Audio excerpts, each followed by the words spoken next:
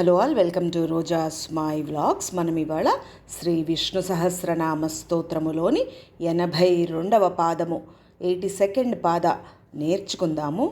చతుర్మూర్తి, చతుర్బాహు, చతుర్వ్యూహ, చతుర్గతి, చతురాత్మా, చతుర్భావ, చతుర్వేదవిత్, ఏకపాత్.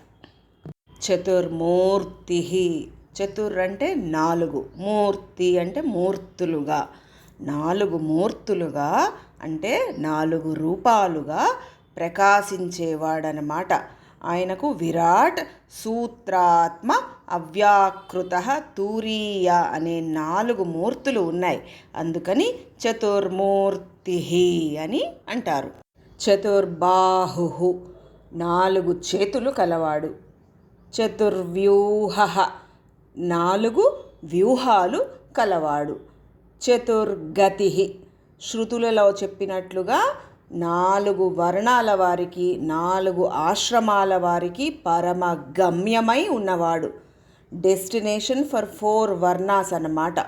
లేదా కర్మ, భక్తి, జ్ఞాన, యోగ అనే 4 మార్గాలలో పొందదగినవాడు కాబట్టి చతుర్గతి అని అంటారు.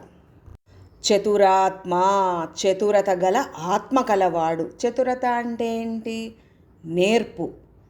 పరమాత్మకి రాగద్వేషాలు ఉండవు కదా, అందువలన ఆయనది చతురత గల ఆత్మస్వరూపం అన్నమాట. Who has 4 aspects: mind, brain, thought and pride. 4 విధాలైన అంతఃకరణాలుగా వ్యక్తమైనవాడు. 4 విధాలైన అంతఃకరణాలేవి? మనస్సు, బుద్ధి, అహంకారము, చిత్తము. ఈ 4 విధాలైన అంతఃకరణాలుగా వ్యక్తమైన వాడనమాట. చాలా నేర్పు గలవాడు కాబట్టి చతురాత్మ అని అంటారు. చతుర్భావ, చతుర్ అంటే 4 కదా, 4 పురుషార్థాలను ఉద్భవింపజేసినవాడు. 4 పురుషార్థాలేంటి? ధర్మ, అర్థ, కామ, మోక్షాలనే పురుషార్థాలను ఉద్భవింపచేసినవాడు కాబట్టి చతుర్భావ అని అంటారు. చతుర్వేదవిత్, పరమాత్మ 4 వేదాల యథార్థ సారాన్ని తెలుసుకున్నవాడు కాబట్టి చతుర్వేదవిత్ అని అంటారు. ఏకపాత్, ఒకే పాదము కలవాడు. అంటే ఏంటి? పురుష సూక్తములోని 3వ శ్లోకంలో ఏం చెప్తున్నారు? పాదో అస్య విశ్వాభూతాని, సకల భూతాలు, సర్వజీవులు కూడా ఇతని ఒక పాదమే.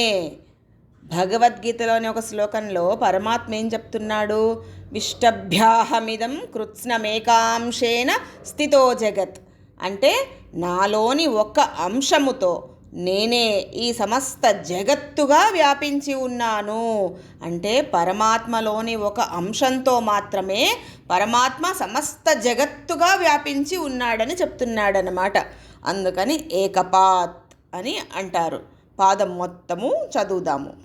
చతుర్మూర్తిశ్చతుర్బాహు, చతుర్వ్యూహశ్చతుర్గతి, చతురాత్మా, చతుర్భావ, చతుర్వేద విదేకపాత్.